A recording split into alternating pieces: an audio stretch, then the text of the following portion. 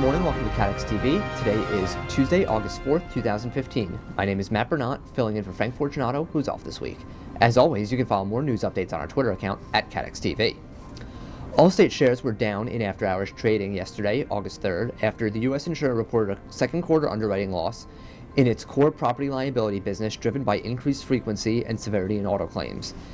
At the group level, operating profits dropped 41% to $262 million, or 63 cents a share, well below the Wall Street consensus forecasts of 97 cents a share.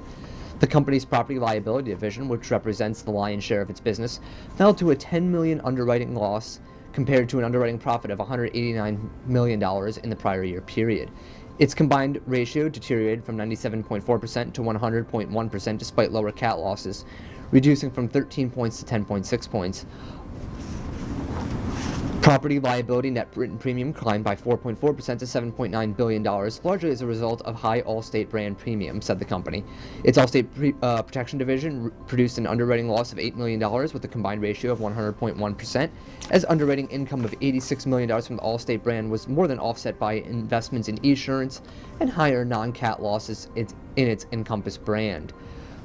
Bodily injury frequency and claims paid severities were up 6.8% and 0.6% respectively on the prior year period. Allstate shares were off around 4.5% in after-hours trading at the time of last check.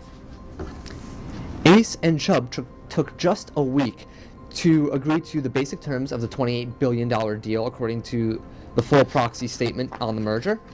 The filing confirmed the speed and ease of the transaction, proceeded with as Ace CEO Evan Greenberg had previously indicated during a call with analysts. He said that the full agreement had come together within weeks because the moment was right for each party.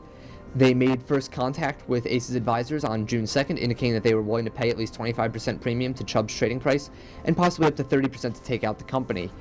Ace ultimately offered $124.13 per Chubb share, a 30% premium to its closing price as of June 30 of this year.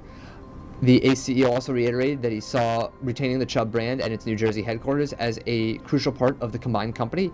In addition, he hoped that Chubb CEO John Finnegan, who is already past the company's official retirement age, would stay on in an advisory role.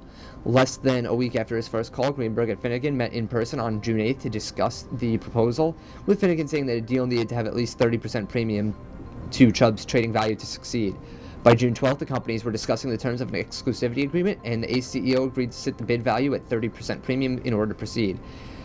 The deal was done later that day and was announced on July 1st. An earthquake measuring 5.3 on the Richter scale jolted the Baluchistan province of Pakistan on Monday, according to the U.S. Geological Survey, but local authorities said the earthquake waves had not caused any damage or injuries anywhere in the province. The earthquake struck at a depth of 27 kilometers, with its epicenter located 82 kilometers in the Qazdar district, where strong shockwaves were felt. However, Pakistan Meteorological Development officials said the earthquake in fact measured 5.5 magnitude, with a depth below 10 kilometers and 70 kilometers from Qazdar. In the past 7 years, this province, which is located in the southwestern area of Pakistan, has been jolted by strong earthquakes at least 5 times of varying intensity. Lightning from Monday's thunderstorms sparked a fuel tank explosion along a busy Butler County, Ohio road, sending a fireball skyward and leaving a 40-foot wide crater in the earth. Neighbors of the area were evacuated for nearly a half mile in every direction of the gas depot on Dixie Highway shortly after 6 p.m. The lightning strike led to a large explosion. Firefighters battled rain, hail, lightning, and thunder to put out the flames using foam from Greater Cincinnati Hazmat. Gas Depot has 3 tanks, each holding about 10,000 gallons. Only one exploded, but the others are considered compromised because of the blast. The Fairfield Fire Department assumed that each tank was about 3/4 full. The greatest risk after the explosions were vapors that could come into contact with an open flame. Police remained on site overnight to monitor the situation. Crews were expected to be on site all day Tuesday for the start of cleanup operations.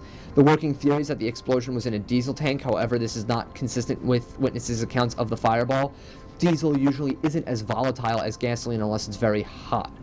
The evacuation was called up by 7:20 p.m. local time on Monday night. However, some streets stayed closed for another hour or so fire hoses could be removed from the area.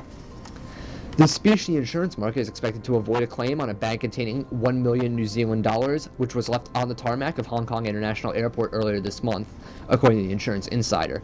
The niche insurance class involves the coverage of jewelry and money in transit. The bag, labeled G4S International Logistics, was one of 12, holding a total of New Zealand dollars 10 million.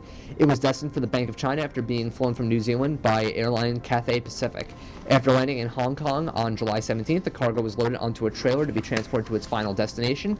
However, a report from a Shanghai-based blog claims that surveillance camera footage showed 3 bags falling from the trailer, which was not securely fastened as it turned a corner during transit. It was only when the driver arrived at the cargo station 10 minutes later that he realized the bags were missing.